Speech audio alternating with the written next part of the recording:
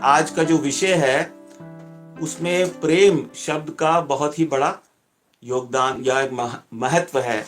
जैसा आज के संदेश की जो मैंने थंबनेल डाली है, आप में से बहुत से लोग बाद में संदेश को सुनते हैं, ऐसा मेरा विचार है, क्योंकि कुछ तो व्यूज बाद में आते हैं और हो सकता है आप कुछ छोटे छोटे अंश करके देखते होंगे।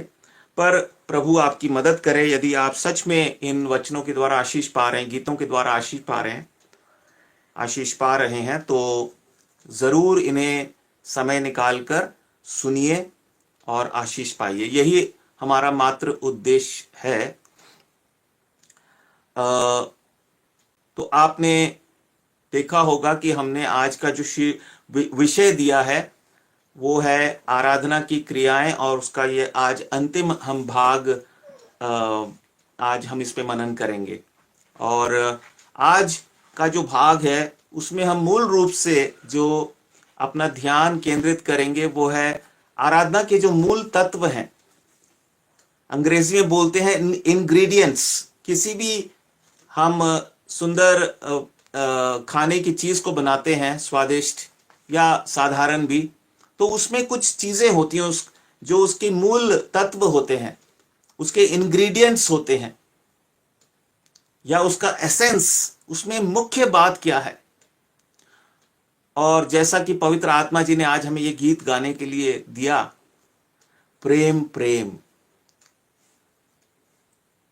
मसीह जीवन का जो एसेंस है, the essence of Christian life is love and has to be love. मसीह जीवन का जो मूल तत्व है वो प्रेम है, और प्रेम ही होना चाहिए, क्योंकि परमेश्वर प्रेम है। यदि हम उसकी आराधना करने के विषय में सोचते हैं और हम जो कुछ भी करते हैं उसकी आराधना के उद्देश्य से, आराधना की मनसा से, और यदि हमारे अंदर प्रेम नहीं है तो उस बात से परमेश्वर का कोई लेना देना नहीं है। जिस चीज में प्रेम ना हो, परमेश्वर के लिए वो व्यर्थ है। ये कहना गलत नहीं होगा। परमेश्वर के शब्दकोश में, परमेश्वर की डिक्शनरी में प्रेम और पवित्रता एक प्रकार के पर्यायवाची शब्द हैं। In the dictionary of God it would not be wrong to say that love and holiness are synonyms. They almost have the same meaning. अगर मैं प्रेम करता हूं, मैं एक प्रकार से परमेश्वर की दृष्टि में पवित्र हूं। मनुष्य की दृष्टि में पवित्रता के बहुत सारे मायने हो सकते हैं। कुछ लोग सोचते हैं मैं नहा धोकर अगर बैठा हूं तो मैं पवित्र हूं। जरूर हम पवित्र हैं, लेकिन सिर्फ शारीरिक रीति से। इसीलिए प्रभु यीशु मसीह ने कहा कि यदि मनुष्य अच्छा शुद्ध भोजन खाए, हाथ धोकर खाए, नहा धोकर खाए, इस बात से वो पवित्र नहीं होगा। उसके मन से क्या बाहर निकलता है, उससे या तो वो पवित्र या अपवित्र साबित होता है। जिसके मन में परमेश्वर का प्रेम है, संसार का प्रेम नहीं, वो पवित्र है। वो प्रेम उसके अंदर से सारी गंदगी को बाहर निकाल देगा, क्योंकि वो परमेश्वर का प्रेम है। वो ऐसा प्रेम नहीं है जो इस संसार में देखा जाता है, जो हमें अपने माँ बाप से मिलता है, या भाई बहनों से मिलता है, या दोस्तों से मिलता है, समाज के अलग अलग लोगों से मिलता है। उसे हम परमेश्वर का प्रेम नहीं कह सकते। उस प्रेम में कहीं ना कहीं कमी रह जाती है। परमेश्वर का प्रेम पवित्र है, वो बलिदान वाला प्रेम है, और वैसा ही प्रेम परमेश्वर ने हमें दिया है। रोमियों के 5 अध्याय में अगर आप खोलेंगे अपनी अपनी बाइबल को, तो हम देख सकते हैं रोमियो और उसके 5 अध्याय में हम पढ़ सकते हैं। यदि किसी को मिले, बिमला आप पढ़ दीजिए। Romeo chapter 5, Romans chapter 5 and verse 5। Okay, मैं पढ़ देता हूं। और आशा से लज्जा नहीं होती, क्योंकि पवित्र आत्मा जो हमें दिया गया है उसके द्वारा परमेश्वर का प्रेम हमारे मन में डाला गया है। परमेश्वर ने जब हमारा नया जन्म हुआ हमें पवित्र आत्मा जी के द्वारा अपने प्रेम से भर दिया, और ये प्रेम अब बढ़ता जाएगा अगर हम परमेश्वर की आराधना के सही अर्थ को समझेंगे और उसके सच्चे आराधक बनेंगे। पिछले सप्ताहों के जो संदेश हैं उसको आप जरूर सुनिए और उसको याद रखिए। मैं पूरा नहीं दोहराऊंगा वरना समय बहुत हो जाएगा, लेकिन हमने क्या, पवित्र आत्मा ने हमें क्या सिखाया, परमेश्वर ने हमें क्या सिखाया कि आराधना एक निरंतर चलने वाली क्रिया है। और आराधना का मतलब है कि जो कुछ हम करते हैं उससे परमेश्वर की आराधना होनी चाहिए, परमेश्वर की महिमा होनी चाहिए। आराधना जो है वो हमारे कण कण में और क्षण क्षण में होनी चाहिए। ये नहीं कि कोई विशेष क्रिया को हम आराधना का दर्जा दें, वो तो एक प्रकार से परमेश्वर की महिमा को घटाने की बात होगी कि मैं सिर्फ संडे को या फलाना फलाना समय में मैं मुंह खोल के आराधना करता हूं और मैं परमेश्वर का आराधक हूं। ये एक बिल्कुल ही गलत और अधूरी परिभाषा है। ये एक दर्शन के अभाव को दिखाती है। आराधना तो सब कुछ जो मैं करता हूं वो आराधना होनी चाहिए। ऐसा नहीं कि जो कुछ भी मैं करता हूं आराधना हो जाएगी, वो होनी चाहिए। I have to ensure that everything as a believer that I do is an act of worship. एक विश्वासी होने के नाते मुझे इस बात का ध्यान रखना है कि जो कुछ भी मैं करता हूं, मैं विचार भी मेरे मन में जो आते, मैं सोचता भी हूं, मैं जब सो भी रहा होता हूं तो मेरे हृदय में आराधना होनी चाहिए। और जब हम इस चीज को समझ जाएंगे हम एक अलग कैटेगरी में पहुंच जाएंगे, हम एक अलग श्रेणी में पहुंच जाएंगे। हम उन स्वर्गदूतों की श्रेणी में पहुंच जाएंगे जो लगातार निरंतर प्रभु की आराधना करते हैं। उन्हें किसी ने जबरदस्ती ये करने को नहीं कहा, उन्होंने अभ्यास से सीख लिया।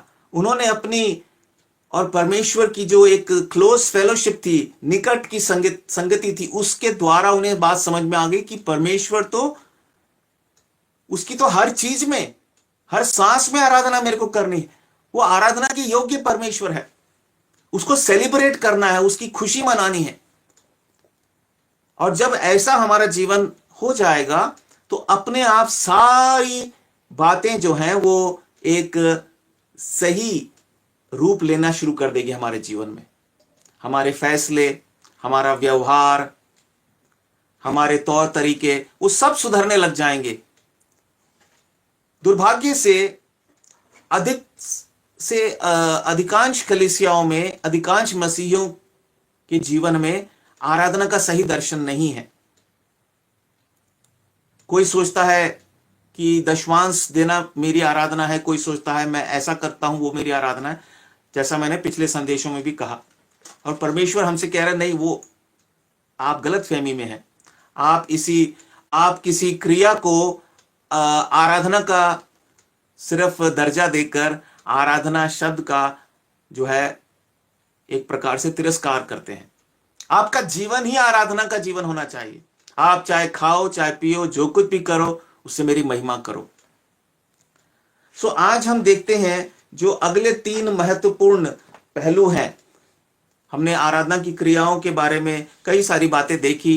हम अपने होठों से प्रभु को कैसे हम बलिदान देते हैं, पिछले सप्ताह हमने देखा, काफी डिटेल में हमने देखा। और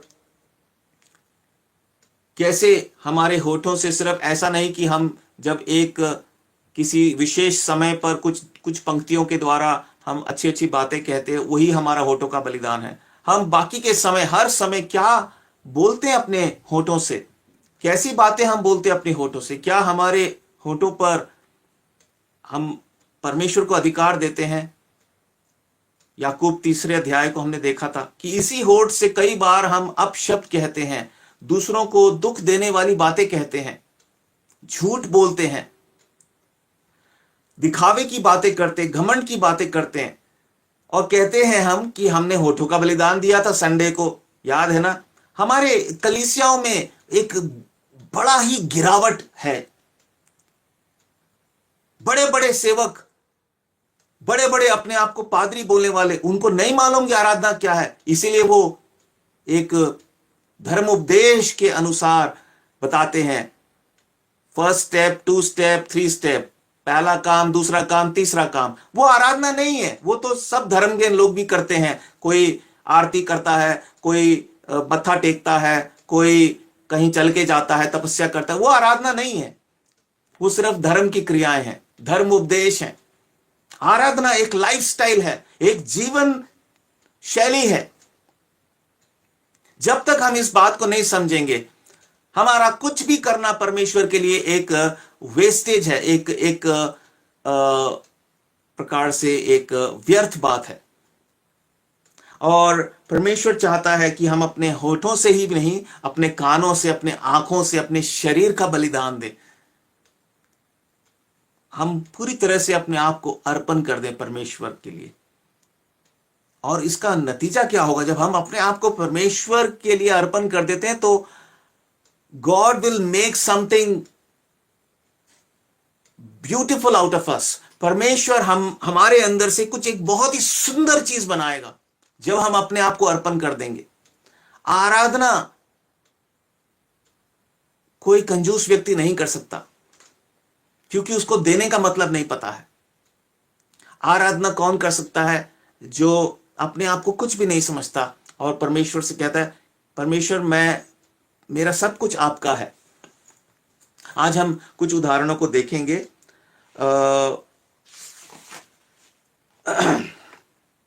तीन मुख्य बातों को आज हम देखने जा रहे हैं जो आराधना का तत्व है। अर्थात जो कुछ भी हम करें आराधना के रूप में, चाहे हम होठों का बलिदान, चाहे हम कानों का, आंखों का, शरीर से कोई भी हम भक्ति का कार्य करें और हम उसके द्वारा परमेश्वर की महिमा करने की कोशिश करें, तो उसमें जो सबसे मुख्य तत्व है, इंग्रेडिएंट है, वो क्या है? वो प्रेम है। देखिए, एक वचन से शुरू करेंगे। पहला हम देखेंगे पहला कुरिन्थियों उसका 16 अध्याय और 14 वचन। पहला कुरिन्थियों और उसका 16 अध्याय और 14 वचन। वहां इस तरह से लिखा है, जो कुछ करते हो प्रेम से करो। हमने पिछले हफ्ते देखा कि क्योंकि पौलुस कहता तुम जो कुछ करते हो, चाहे तुम खाओ चाहे पियो, तो उसको परमेश्वर की महिमा के लिए करो। और यहां क्या लिखा है? जो कुछ करते हो, कैसे उससे परमेश्वर की महिमा होगी? जब तुम उसे प्रेम से करो। कौन से प्रेम से? संसार का प्रेम तो नकली होता है, दिखावे का होता है। परमेश्वर के प्रेम का एक स्टैंडर्ड है, एक स्तर है। जैसे असली घी हम खरीदते हैं बाजार से, हमें मालूम है, जो लोग जानते हैं असली घी के बारे में, खासकर देहात के लोग, देखते पहचान जाएंगे, सूंघते पहचान जाएंगे ये वास्तव में 100% असली है कि नहीं। कलर से, उसकी सुगंध से पहचान जाते हैं। परमेश्वर के प्रेम का भी एक स्टैंडर्ड है। हर प्रेम की बात लोग करते हैं, प्रेम दिखाने की, वो उसमें परमेश्वर का प्रेम जरूरी नहीं है हो। परमेश्वर के प्रेम का एक स्टैंडर्ड है, पहचान है। जो कुछ करते हो उस परमेश्वर के प्रेम से करो, मनुष्यों को दिखाने वाले प्रेम से नहीं। मनुष्यों का स्टैंडर्ड क्या है प्रेम का? अगर आप मुझसे प्रेम करेंगे, मेरे साथ अच्छा व्यवहार करेंगे, तो मैं भी उसके बदले में कुछ अच्छा करूंगा। जैसे ही आपने मेरे साथ कुछ बुरा किया, मैं आपके साथ भले ही बुरा ना करूं, मैं आपके साथ अच्छा नहीं करूंगा। बहुत मुश्किल होता है। यह बात सिर्फ प्रभु यीशु मसीह ने सिखाई कि जब प्रभु यीशु मसीह को लोगों ने अपमानित किया, प्रभु यीशु मसीह को तुच्छ समझा, बुरा भला कहा, तब भी उसने उनसे प्यार किया, प्यार का व्यवहार किया। उनसे इतना प्यार किया, परमेश्वर ने हमसे इतना प्यार किया कि अपने आप को भी बलिदान कर दिया। अब भी, इस समय भी परमेश्वर इस सृष्टि के लोगों से इतना प्यार कर रहा है, जबकि वो उसको धुतकार रहे हैं, जबकि वो उसके नाम को तुच्छ समझते हैं, वो उन्हें समय दे रहा है, उनकी सह रहा है, उनकी बुराइयों को सह रहा है। वो चाहे तो एक क्षण में उनका नाश कर सकता है, एक क्षण में सब कुछ समाप्त कर सकता है, इस पूरी सृष्टि को ही समाप्त कर सकता है, ऐसा नहीं कर रहा। वो आपको और मुझे समय दे रहा है, उन लोगों को समय दे रहा है जिन्होंने प्रभु यीशु मसीह को स्वीकार नहीं किया है, उसकी बातों को तुच्छ ठहराया है। प्रभु यीशु मसीह को समझना किसी के बुद्धि की बात नहीं है, उसको यह बात समझनी पड़ेगी। आप भी यदि किसी को प्रभु यीशु मसीह के बारे में बताते हैं तो इस बात को आपको याद रखना होगा, उसके लिए प्रार्थना करनी होगी और उसको यह समझाना होगा कि ये बातें आपको जो मैं बता रहा हूं ये आपको तभी समझ में आएंगी जब आप प्रभु यीशु मसीह के नाम पर विश्वास करेंगे, उसे पुकारिए। मेरे से सवाल मत कीजिए, मैं तो एक साधारण मनुष्य हूं आपकी तरह, मैं आपको कुछ बातें बता सकता हूं, लेकिन प्रभु यीशु मसीह को पुकारिए। आपकी जरूरत है। आपके पास लोग आते प्रार्थना करवाने के लिए, करिए, लेकिन उनको बोलिए आप भी पुकारो प्रभु यीशु मसीह को, क्योंकि प्रभु यीशु मसीह इस दुनिया में इसलिए आया है कि आपका उद्धार हो। मेरा तो हो गया, प्रभु का मैं धन्यवाद करता हूं, आपका भी उद्धार प्रभु करना चाहता है। आप भी परमेश्वर की सृष्टि हो। और इस तरह से हम परमेश्वर के प्रेम का निर्वाह करते हैं। जो कुछ करो प्रेम से करो, प्रेम से बताओ। ऐसे नहीं कि अरे आपको तो पता नहीं प्रभु यीशु मसीह के बारे में, आप तो झूठे ईश्वर की उपासना करते। नहीं, किसी को भी नहीं पता था सच्चे ईश्वर के बारे में, क्योंकि हम सब स्वभाव से पापी थे। और परमेश्वर ने दया की। जब तक प्रभु यीशु मसीह ना चाहे, जब तक परमेश्वर ना चाहे, एक व्यक्ति परमेश्वर को समझ नहीं सकता है, पहचान नहीं सकता है, प्रभु यीशु मसीह को नहीं पहचान सकता, लेकिन विश्वास जरूर कर सकता है अगर वो चाहे तो, क्योंकि विश्वास करना हमारी जरूरत है। हमने संसार में सिर्फ धोखा खाया। संसार में किसी भी चीज की हमें कोई निश्चितता नहीं है, कोई एश्योरेंस नहीं है, सब कुछ जोखिम भरा है। मनुष्य को नहीं पता वो मरने के बाद कहां जा रहा है, लेकिन वो अपनी कल्पना से गढ़ता है, मैं जरूर कहीं ना कहीं अच्छी जगह जाऊंगा, मैंने अच्छे काम किए हैं। लेकिन परमेश्वर कहता है स्वर्ग कोई ऐसी जगह नहीं है जहां हर कोई पहुंच जाएगा सिर्फ इस बात का दावा करते हुए कि मैंने कुछ अच्छे काम किए हैं। तो बुरे काम जो किए उसका क्या, उसका फाइन किसने चुकाया, उसकी भरपाई किसने की? हमारे पास हो सकता है, निश्चित रूप से हमारे पास जवाब नहीं है, पर प्रभु का धन्यवाद हो, उसने उस जवाब को दिया। जब हम कहेंगे परमेश्वर मेरे बदले में प्रभु यीशु मसीह ने वो भरपाई की और मैंने उस पर विश्वास किया, तो परमेश्वर कहेगा जरूर तेरे पाप क्षमा हो गए। और कितनी अद्भुत बात है, परमेश्वर ने ऐसा प्रेम हमसे किया। हम एक और वचन पढ़ते हैं, गलातियों 5:6। वहां इस प्रकार से लिखा है, मसीह यीशु में ना खतना और ना खतना रहित कुछ काम का है, परंतु केवल विश्वास जो प्रेम द्वारा प्रभाव डालता है। विश्वास जो प्रेम द्वारा प्रभाव डालता है। अगर हमारे विश्वास करने के बाद हमारे जीवन में प्रेम नहीं है तो हम प्रभाव रहित विश्वासी हैं। हमारी आराधना भी प्रभाव रहित है, खोखली, इनइफेक्टिव, यूजलेस वर्शिप। हमारे पास प्रेम नहीं है। विश्वास प्रेम द्वारा प्रभाव डालता है। ध्यान से पढ़िए गलातियों 5:6 को। मसीह यीशु में न खतना और न खतना रहित कुछ काम का है, क्योंकि ये पुराने नियम की एक व्यवस्था थी। आज भी कई मसीह लोग शिक्षा को लेकर वाद विवाद करते हैं। शिक्षा जरूरी है, मैं ये नहीं कहता, परमेश्वर ये नहीं कहता कि गलत शिक्षा को तुम नजरअंदाज करो। बहुत सारे वचन हैं, उसके लिए हम बाद में कभी बात कर सकते हैं। लेकिन जब हम तर्क वितर्क करने लगते हैं, वो मूर्खता की बात है। जब हम, क्योंकि हमें सब कुछ सही सही मालूम है, वो करते हैं, ऐसा सोच के हम चलने लगते हैं, वो गलत बात है। प्रेम हमारे अंदर है नहीं। आपको ज्ञान बहुत है, प्रेम है नहीं, तो ज्ञान का परमेश्वर को क्या करना है? आपके ज्ञान का, आपका वो ज्ञान सिर्फ दूसरों के लिए मृत्यु है। आपका वो ज्ञान सिर्फ परमेश्वर की दृष्टि में कचरा है। इसीलिए दुख होता है, कुछ लोग प्रभु की सेवा करने के लिए सालों साल ज्ञान बटोरते हैं। ज्ञान बटोरना गलत नहीं है, पर उसके साथ प्रेम भी होना जरूरी है। और वो ज्ञान बटोर के वो अपनी डिग्री को दिखाना चाहते हैं, वो पता नहीं क्यों ऐसा करते हैं। पर प्रभु दया करे, उनको दर्शन दे। हमारा ज्ञान परमेश्वर के ज्ञान के सामने उसका बखान करना भी मूर्खता से कम की बात नहीं है। लेकिन परमेश्वर क्या चाहता है? हमारे जीवन में प्रेम हो। प्रभु का धन्यवाद हो, कितनी सुंदर उसने हमें टास्क दिया है, प्रेम। और वो प्रेम खुद परमेश्वर डालता है हमारे जीवन में, हमारे हृदय में। परमेश्वर चाहता है हम प्रेम के राजा और राजकुमारी हों।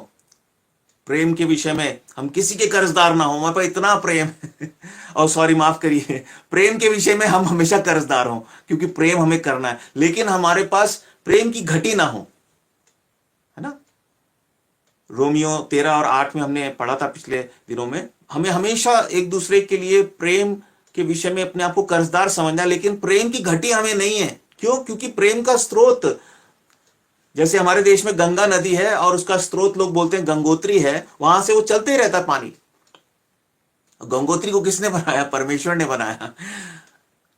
परमेश्वर ने नहीं बनाया होता तो वहां पानी नहीं होता। और परमेश्वर के पास प्रेम है, प्रेम की वो गंगा है ना, प्रेम का सागर है। और हम देखते हैं जिसके पास प्रेम नहीं वो खाली है, बाइबल कहती है, प्रभु का वचन कहता है। पहला कुरिन्थियों और उसके 13 अध्याय में हम देख सकते हैं इस वचन को। मैं उसके पहले वचन से तीसरे वचन तक पढ़ूंगा। पहला कुरिन्थियों 13 अध्याय। यदि मैं मनुष्यों और स्वर्गदूतों की बोलियां बोलूं और प्रेम ना रखूं तो मैं ठनठनाता हुआ पीतल और झंझनाती हुई झांझ हूं। और यदि मैं भविष्यवाणी कर सकूं और सब भेदों और सब प्रकार के ज्ञान को समझूं और मुझे यहां तक पूरा विश्वास हो कि मैं पहाड़ों को हटा दूं, परंतु प्रेम ना रखूं तो मैं कुछ भी नहीं, मैं जीरो हूं, शून्य हूं, खोखला हूं। तो पुराने नियम की एक मैं बात बताना चाहता हूं। जब व्यवस्था विवरण में एक जगह प्रभु ने व्यवस्था दी थी, तो वहां एक छोटा सा मैं भाग पढ़ना चाहता हूं, बल्कि पूरा वचन पढ़ता हूं जिससे कि आपको उसका संदर्भ, उसका कॉन्टेक्स्ट समझ में आए। वहां ऐसा लिखा था, व्यवस्था विवरण ड्यूटरनॉमी और 16 अध्याय 16 और 17। वर्ष में 3 बार अर्थात अखमीरी रोटी के पर्व और सप्ताहों के पर्व और झोपड़ियों के पर्व, इन तीनों पर्वों में तुम्हारे सब पुरुष अपने परमेश्वर यहोवा के सामने उस स्थान में जो वह चुन लेगा जाएं। और देखो, छूछे हाथ यहोवा के सामने कोई ना जाए। छूछे हाथ, खाली हाथ। यहां पर अगर हम इसको पहले कुरिन्थियों के 13 अध्याय और उसके तीसरे वचन से मिलाएं, प्रभु ने कहा, बल्कि दूसरे वचन का जो आखिरी भाग है, कि जो प्रेम जिसके अंदर, परंतु यदि मैं प्रेम ना रखूं तो मैं कुछ भी नहीं। यदि किसी व्यक्ति के अंदर प्रेम नहीं है तो क्या है? वो कुछ भी नहीं है। तीसरे वचन में लिखा है, यदि मैं अपनी संपूर्ण संपत्ति कंगालों को खिला दूं या अपनी देह जलाने के लिए दे दूं और प्रेम ना रखूं तो मुझे कुछ भी लाभ नहीं। ये तो बड़ा अजीब सी बात है। एक व्यक्ति अपने आप को कुर्बान भी कर सकता है। परमेश्वर कह रहा है, यदि मैं अपनी संपूर्ण संपत्ति कंगालों को खिला दूं या अपनी देह जलाने के लिए दे दूं। एक ऐसा भी व्यक्ति हो सकता है जो सब कुछ अपना, किसी को जो है किसी के लिए सैक्रिफाइस कर दे, बलिदान कर दे, अपने आप को भी किसी के लिए जला दे, लेकिन हो सकता है उसके अंदर प्रेम ना हो। कितनी भयंकर बात है। इसका मतलब क्या है कि क्या हमें किसी के लिए कुछ करना नहीं चाहिए? करो, लेकिन प्रेम से करो, कुड़कुड़ाते हुए नहीं, घमंड से नहीं, हीन भावना से नहीं। कई लोग दान देते हैं, कुछ प्रभु के लोगों के लिए कुछ ऑफरिंग देते हैं, वो समझते हैं उन पे बड़ा उपकार कर रहे हैं। वो समझते हैं कि उनको रिटर्न में उनको एक्सप्लेनेशन देनी चाहिए कि हमने इससे क्या किया। अरे आप प्रभु के लिए एक बार अपनी नौकरी छोड़ के तो देखो, अपना घर छोड़ के देखो, अपना बिजनेस छोड़ के देखो, फिर आपको समझ में आएगा। आपका कोई अधिकार नहीं है, आपको देना है तो दीजिए, लेकिन आप ये समझ के दीजिए कि प्रभु को दे रहे हैं, है ना। वो आपके अंदर प्रेम होना चाहिए। हाँ, give it as if you are giving it to God, not to some human being. जो परमेश्वर की सेवा करते हैं वो परमेश्वर के लिए जीवन बिता रहे हैं, वो आपके पैसों के लिए नहीं सेवा कर रहे। हाँ, जो ऐसे करते हैं उनका हम नहीं कह सकते, लेकिन किसी भी व्यक्ति को जब वो देता है तो ये अधिकार नहीं है कि वो बदले में उसकी रिपोर्ट मांगे या वो कुछ भाषण देने की कोशिश करे। आपका ये अधिकार नहीं। अगर आप ऐसा करेंगे आप अपनी आशीष खो देंगे, याद रखिएगा।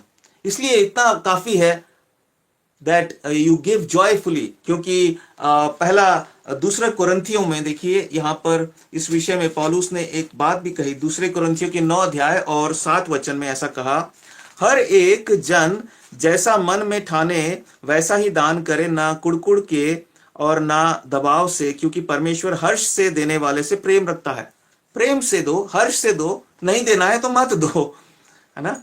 परमेश्वर हमारे धन, कई पादरी लोग, कई अगुए, कई बाइबल टीचर्स गलत डॉक्ट्रिन बताते हैं, प्रभु उन पर दया करे, कि वो कहते हैं कि जो ये दशवांश का जो एक परंपरा है, ये परमेश्वर ने इसलिए ठहराई है कि इसके द्वारा परमेश्वर का काम हो सके। ये वास्तव में एक मतलब ये परिपक्व बात नहीं है। परमेश्वर को किसी के पैसे की जरूरत नहीं है, लेकिन ये बात सच है कि परमेश्वर चाहता है कि उसके कार्यों के लिए परमेश्वर के लोग योगदान दें। लेकिन अगर कोई नहीं देता है तो मत दो। परमेश्वर स्वर्ग और पृथ्वी का बनाने वाला है। वो जमीन में से सोना उगा सकता है, वो स्वर्ग से सोना फेंक सकता है, वो किसी भी तरीके से रुपए पैसे का इंतजाम कर देगा। आज कितने प्रभु के सेवक भिखारी बनकर, लाचार बनकर सेवा कर रहे हैं। वो सेवा नहीं कर रहे, वो अपने आप को धोखा दे रहे हैं। संस्थाओं के आगे गिड़गिड़ाते रहते हैं, चापलूसी करते रहते हैं, जी हजूरी में लगे रहते हैं। कई सारे बड़े बड़े लोग अपने आप को पता नहीं क्या समझते हैं, उन्होंने धन इकट्ठा कर लिया है और वो बांटते फिरते हैं। अरे वो परमेश्वर की सेवा नहीं है। पर प्रभु दया करे, क्योंकि वो दर्शन की बात है। जो जो प्रभु के लिए जो आराधना का मतलब समझते हैं, वो जानते हैं कि देने का मतलब क्या है। आइए हम आगे बढ़ते हैं। हम प्रेम के विषय में हमने देखा कि प्रेम की परिभाषा यहां पर पहले कुरिन्थियों में हमें मिलती है। प्रेम के बारे में 1 कुरिन्थियों 13 अध्याय और 4 वचन से, प्रेम धीरजवंत है और कृपालु है, प्रेम डाह नहीं करता, प्रेम अपनी बढ़ाई नहीं करता और फूलता नहीं, वह अनरीति नहीं चलता, वह अपनी भलाई नहीं चाहता, झुंझलाता नहीं, बुरा नहीं मानता, कुकर्म से आनंदित नहीं होता, परंतु सत्य से आनंदित होता है। वह सब बातें सह लेता है, सब बातों की प्रतीति करता है, सब बातों की आशा रखता है, सब बातों में धीरज धरता है। प्रेम कभी टलता नहीं। ये प्रेम का स्टैंडर्ड है, स्तर है, परमेश्वर के प्रेम का स्तर है। वो पाप में आनंदित नहीं हो सकता, वो झुंझलाएगा नहीं, वो अपने फायदे की नहीं सोचेगा, उसमें घमंड नहीं होता है। आज दुख होता है, परमेश्वर के लोग ज्यादातर अपने बारे में सोचते हैं, अपने भाई बहनों के बारे में नहीं सोचते। बहुत दुख होता है। कैसे सुनेगा परमेश्वर हमारी बड़ी बड़ी प्रार्थनाओं को? परमेश्वर देश बदल दो, परमेश्वर बहुत से लोगों का उद्धार कर दो, परमेश्वर बिदारी ले आओ। कैसी बिदारी चाहते हैं आप? पहले बिदारी का मतलब तो समझ लीजिए। परमेश्वर के दर्शन के खोजी हो जाइए, बाकी सब चीजों की चिंता छोड़ दीजिए। पैसा, आपका रुतबा, आपका पद, आपके प्रशंसक, वो सब बेकार की बातें हैं। प्रभु के वचन को ध्यान से पढ़ें, प्रार्थना करें, प्रभु बात करेगा। आपकी डिग्रियां कभी काम नहीं आने वाली हैं। बाइबल कॉलेज बेकार में खोले हैं लोगों ने। मैं अपमान नहीं कर रहा हूं, न्याय करना चाहता हूं, लेकिन काश उनके पास दर्शन हो। क्योंकि वो डिग्रियां बांट रहे हैं, वो एक व्यवसाय बन गया है, लेकिन वो प्रभु की सेवा नहीं है। प्रभु की सेवा करने के लिए जमीन पर उतरना पड़ेगा, प्रभु की तरह नंगे पैर चलना पड़ेगा, प्रभु की तरह जमीन पर बैठकर प्रार्थना करो, गरीब लोगों के बीच में जाओ। प्रभु का धन्यवाद हो, ऐसे बहुत से लोग कर रहे हैं, हम प्रभु का धन्यवाद करते हैं, मैं उनका धन्यवाद, उनके लिए प्रभु का धन्यवाद करता हूं। पर बहुत से लोग ऐसा नहीं भी कर रहे हैं। वो सोचते हैं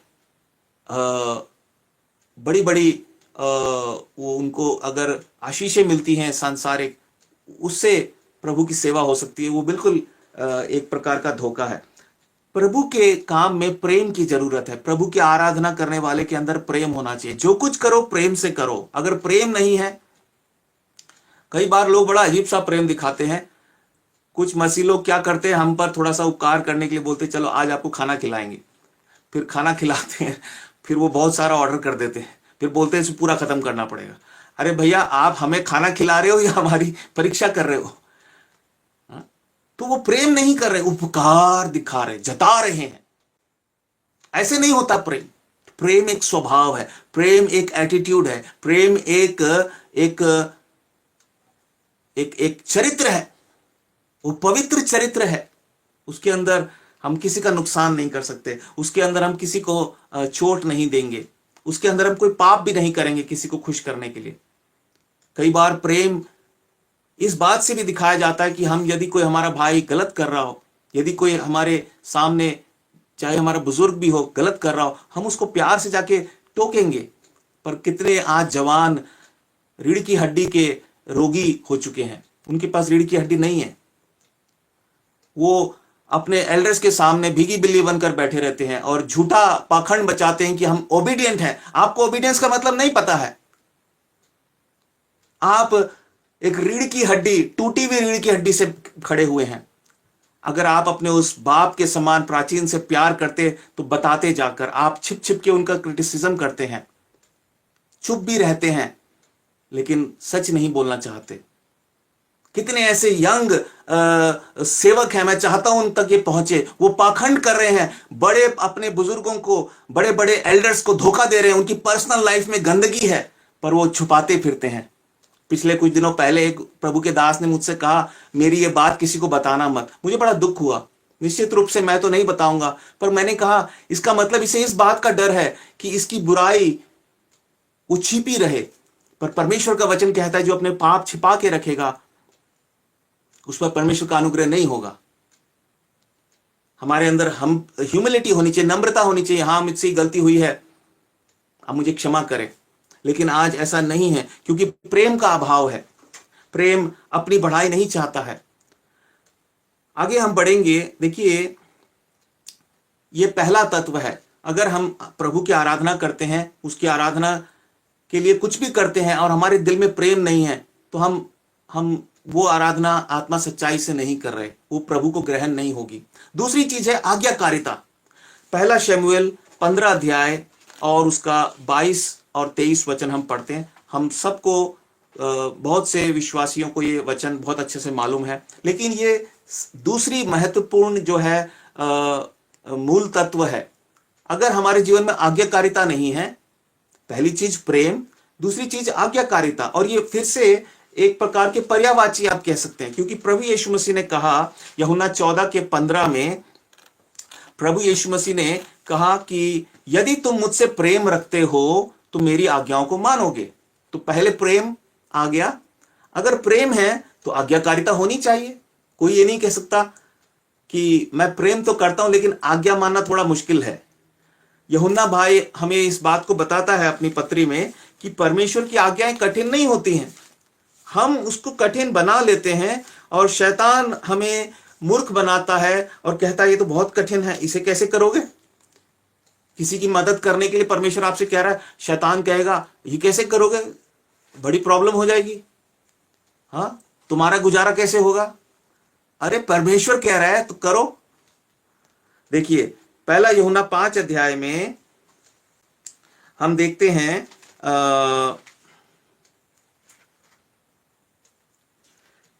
उसका तीसरा वचन, पहला यूहन्ना 5 अध्याय और उसका तीसरा वचन।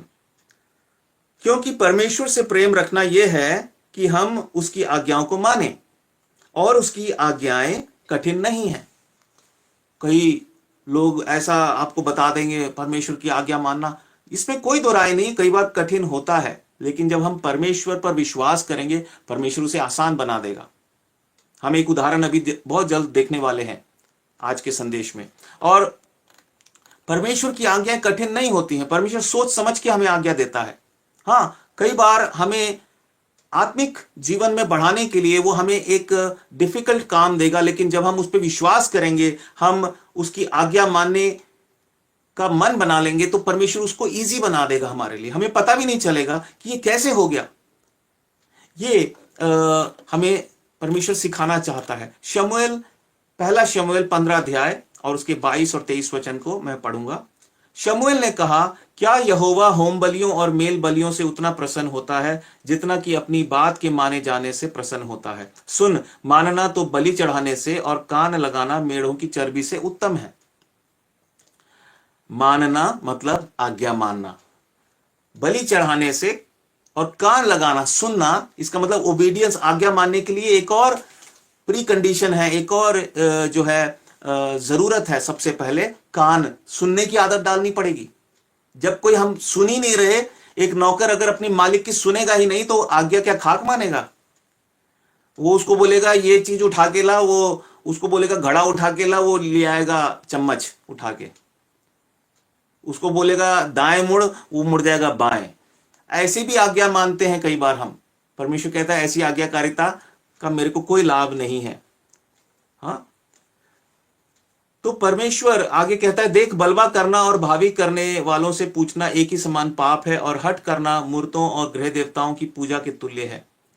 तो पूरा वचन में नहीं पढ़ रहा, आप जानते हैं सबसे मुख्य बात यहां क्या? आज्ञाकारिता। अगर हमारे अंदर आज्ञाकारिता नहीं है तो हमारी आराधना, चाहे हम होठों से, चाहे हम किसी भी रूप से परमेश्वर के लिए हम एक पवित्र जीवन बिता रहे हैं, हम सेवा के काम कर रहे हैं, हम बहुत सी ऐसी बातें कर रहे हैं, लेकिन हमारे अंदर आज्ञाकारिता नहीं है, किसी एक विशेष चीज में हम बार बार चूक कर रहे हैं, तो परमेश्वर कहता है कि तुम्हारी आराधना मुझे भाती नहीं है। क्योंकि यहां पर क्या लिखा है? क्या यहोवा होम बलियों और मेल बलियों से उतना प्रसन्न होता है? आराधना का मतलब परमेश्वर को प्रसन्न करना। तो परमेश्वर प्रसन्न नहीं हो रहा है। आपने होठों से बलिदान चढ़ाया, स्तुति रूपी बलिदान, आपने अपनी आंखों को शुद्ध रखा, सब कुछ तो अच्छा कर रहे हैं, लेकिन कहीं ना कहीं परमेश्वर की कोई आज्ञा भी तोड़ रहे हैं। वो कोई भी आज्ञा हो सकती है। परमेश्वर कहता है मेरी आज्ञाओं को मानो। परमेश्वर की आज्ञाओं को मानना कठिन नहीं है। वो हमारे साथ हरदम, हर समय एक व्यक्ति की तरह वो रहता है और वो हमें बताता है। कई बार हम कई आज्ञाएं नहीं भी पूरी कर पाते, वो ऐसे नहीं टोकेगा। जब कोई हम बहुत क्रिटिकल, बहुत ही एक महत्वपूर्ण चूक करेंगे तब वो बताएगा। ऐसा नहीं है कि वो हर एक छोटी बात पे आपको टोकेगा, क्योंकि वो अनुग्रहकारी परमेश्वर है।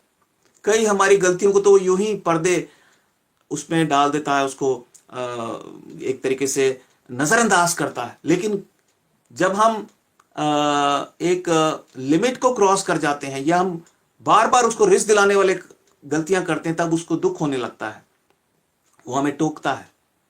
और जब हम उसको सुधारते नहीं हैं तो फिर हम कैसी भी आराधना करें, परमेश्वर को वो नहीं भाती है। सो आज्ञाकारिता बहुत जरूरी है।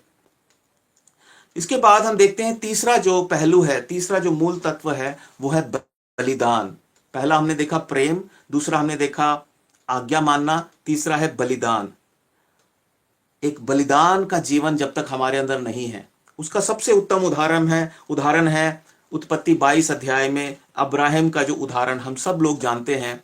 अब्राहम ने कितना बड़ा बलिदान अपने जीवन में परमेश्वर को चढ़ाया। जब परमेश्वर ने उससे कहा अपने पुत्र को जाकर तू मोरिया पहाड़ पर जाकर बलि चढ़ा उसकी, और उसने परमेश्वर की बात को मान लिया। उसे विश्वास था कि परमेश्वर यदि ये आज्ञा दे रहा है, और ये कठिन भी है, ये बड़ी अजीब सी आज्ञा है, लेकिन जरूर इसके पीछे कोई अच्छा उद्देश्य होगा। हो सकता है परमेश्वर मेरी परीक्षा कर रहा है, मुझे परख कर देख रहा है।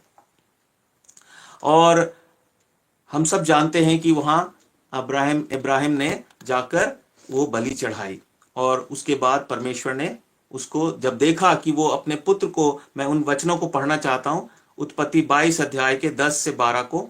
फिर अब्राहम ने हाथ बढ़ाकर छुरी को ले लिया कि अपने पुत्र को बलि करे। तब यहोवा के दूत ने स्वर्ग से उसको पुकार के कहा, हे अब्राहम, हे अब्राहम। उसने कहा, देख मैं यहां हूं।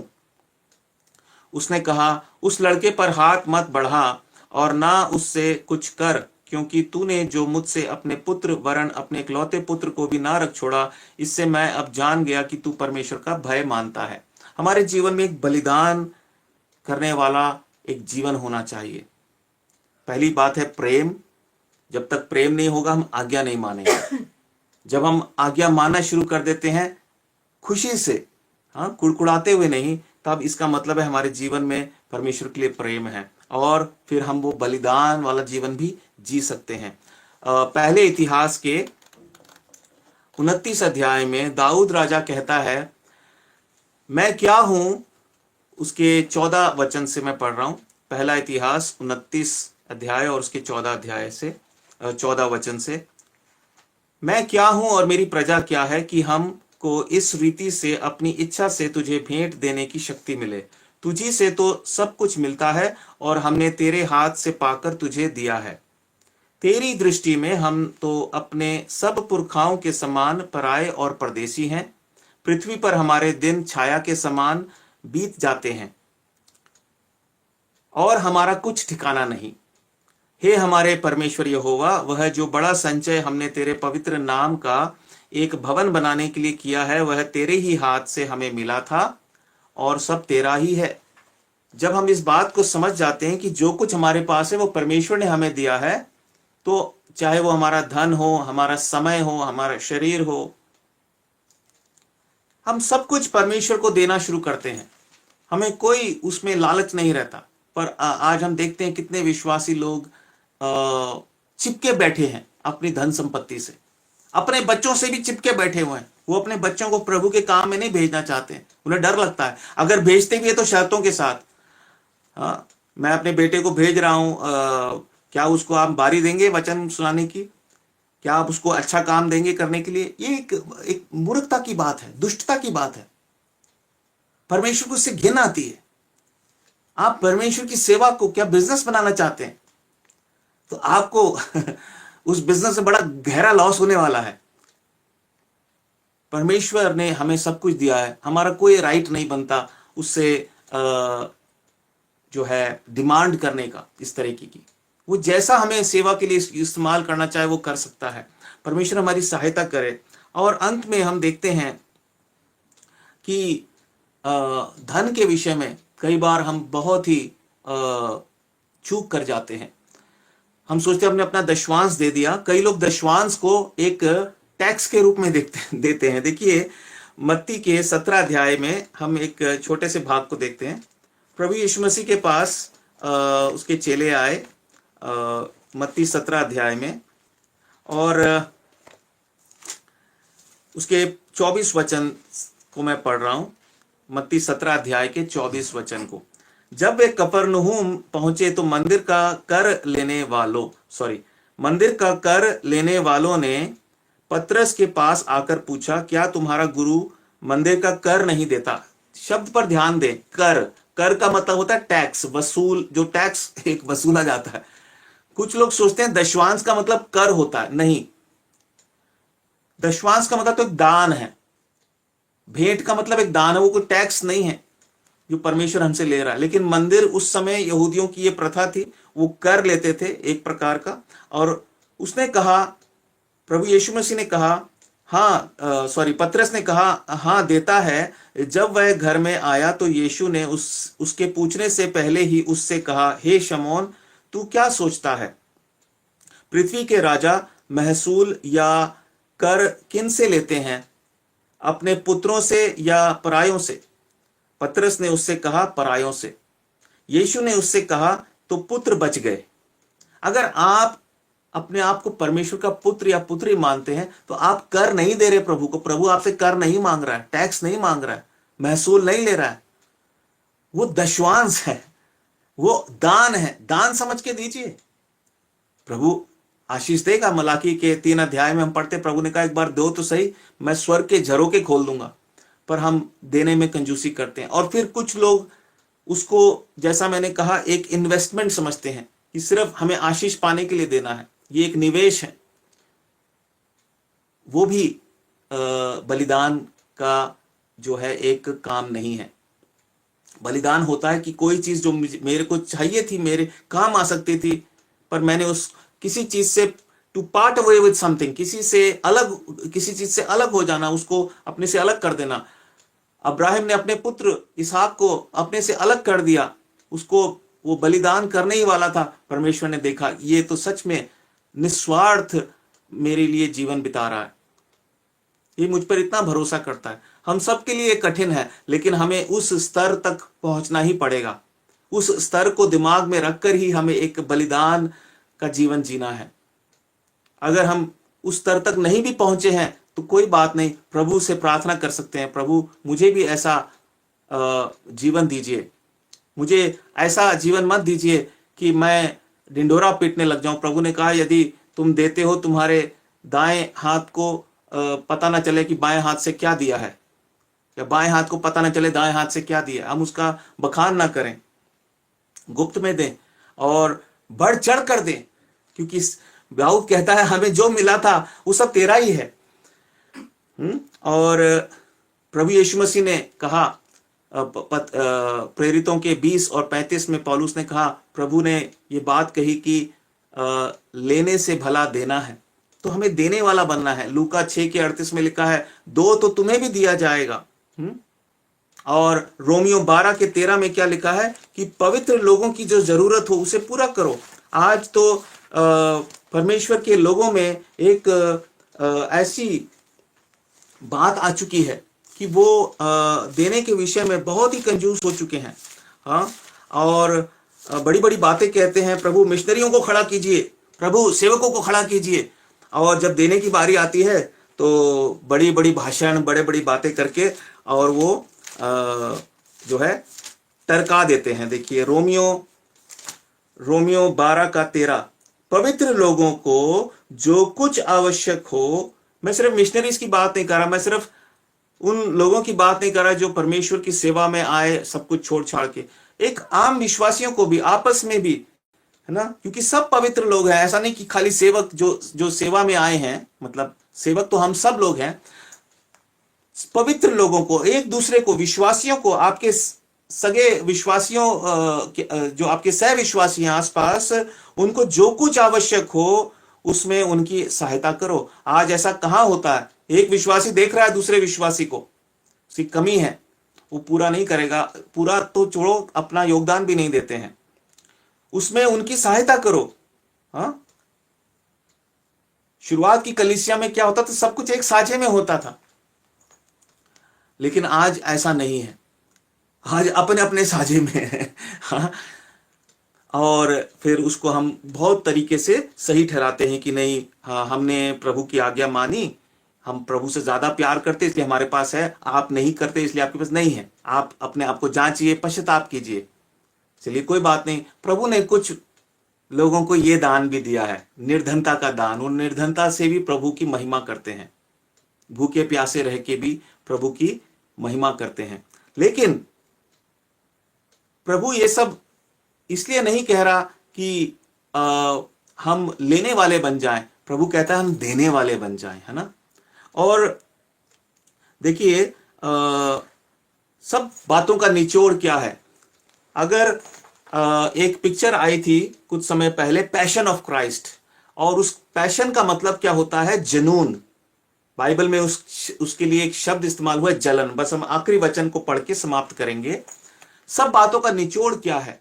अगर एक विश्वासी के जीवन में परमेश्वर के लिए जलन नहीं है, पैशन नहीं है, जुनून नहीं है, वो ना तो परमेश्वर की सच्ची आराधना कर सकता है, ना ही वो कोई भी काम सेवा का प्रभु के लिए जो है वो इस तरीके से नहीं कर सकता जिससे परमेश्वर को महिमा मिले।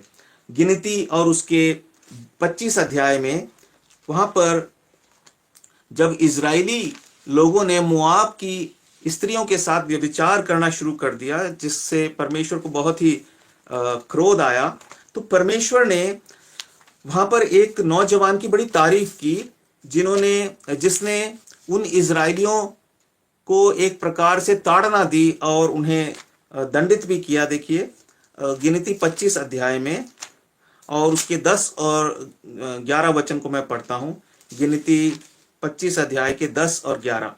तब यहोवा ने मूसा से कहा, हारून याजक का पोता, हारून का जो पोता था, एलियाजर का पुत्र पिनहास, जिसको इंग्लिश में फिनेहास बोलते हैं शायद, जिसे इजरायलियों के बीच मेरी सी जलन उठी। हाँ, he was as jealous as I am. हाँ, मेरी जैसी जलन उसको उठी, उसका पैशन मेरे जैसा था। क्या हमारे अंदर वो पैशन है जैसे प्रभु के अंदर पैशन था? आज पैशनलेस बिलीवर्स हैं चारों तरफ, पैशनलेस लीडर्स हैं, उनको कोई पैशन नहीं है। प्रभु ने, पौलुस ने इफिसुस के बिलीवर्स से जब आखिरी मुलाकात की, उन्हें कहा, भाइयों, जो आप अध्यक्ष हो, जिस झुंड के आप अध्यक्ष बनाए गए हो, अपने झुंड में जो आपकी भेड़ें हैं उनकी सुधि लो।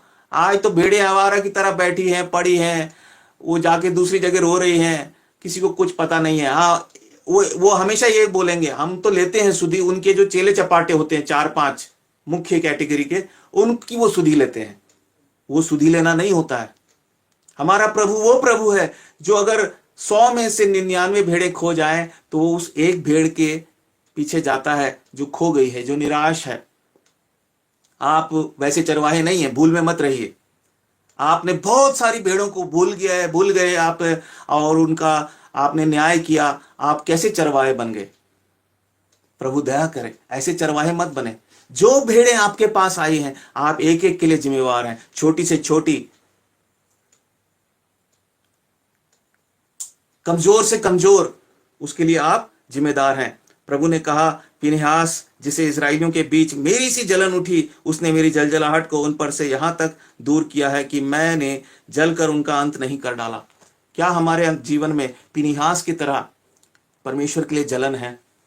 क्या दाऊद की तरह हमारे अंदर पैशन है?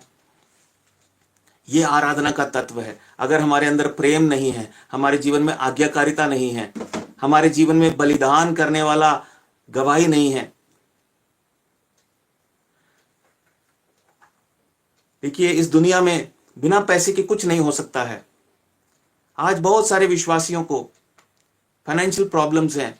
कई लोगों के पास, कल परसों मैं एक भाई से बात कर रहा था, इस आधुनिक समय में गरीबी की वजह से उसके पास एक स्मार्टफोन था, वो टूट गया और अब उसके पास कोई फोन नहीं है।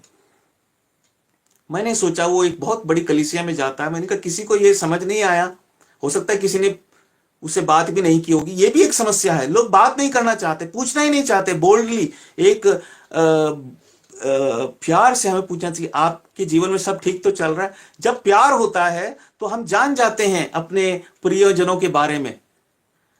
जिनके अंदर प्रेम नहीं होता वो पूछते नहीं हैं, वो एक फॉर्मेलिटी वाला कॉल करते हैं, सब ठीक है, और वहां से जवाब आएगा लाजमी है। जो एक अच्छा विश्वासी होगा ये कभी नहीं कहेगा कि हाँ कुछ ठीक नहीं है। अच्छा, वेरी गुड, है ना? प्रभु आप पर दया करे। इसको दिखाते हैं प्रेम का अभाव। प्रेम नहीं है, सिर्फ शब्दों का प्रेम है, लिप सर्विस है। लिप सर्विस ही वो आराधना में है, लिप सर्विस ही व्यवहार में है। याद रखिए, प्रभु ने किसी को भिखारी नहीं बनाया। आप नहीं भी देंगे तो प्रभु देगा, लेकिन आप अपना जो है इनाम खो रहे हैं। जो देता है वो प्रभु को देता है। जिसके जीवन में बलिदान और देने वाला जीवन नहीं है, वो आराधक नहीं है प्रभु का, चाहे वो कुछ भी करता रहे। जिसके जीवन में आज्ञाकारिता नहीं है, प्रेम नहीं है, ये तीनों चीजें मिलकर क्या है? ये बिना पैशन के, इसके लिए पैशन चाहिए, एक जुनून चाहिए, और ये सारी बातें मिलकर ही हमारी सेवा है। आराधना क्या है? एक सेवा है। प्रभु हम सबको बड़ी आशीष दे इस संदेश के द्वारा और इन वचनों के द्वारा। और प्रभु ने चाहा तो हम अगले सप्ताह और भी बातें जो परमेश्वर हम पर प्रकट करता है, मुझ पर प्रकट करता है, आपके बीच में मैं लेकर आऊँगा। कृपया करके सेवक के लिए, सेवकाई के लिए आप प्रार्थना करते रहें। इन संदेशों को यदि आप आशीष पा रहे हैं, अपने भाई बहनों के साथ भी साझा करें। प्रभु आपको बहुत आशीष दे। सबको जय मसीह।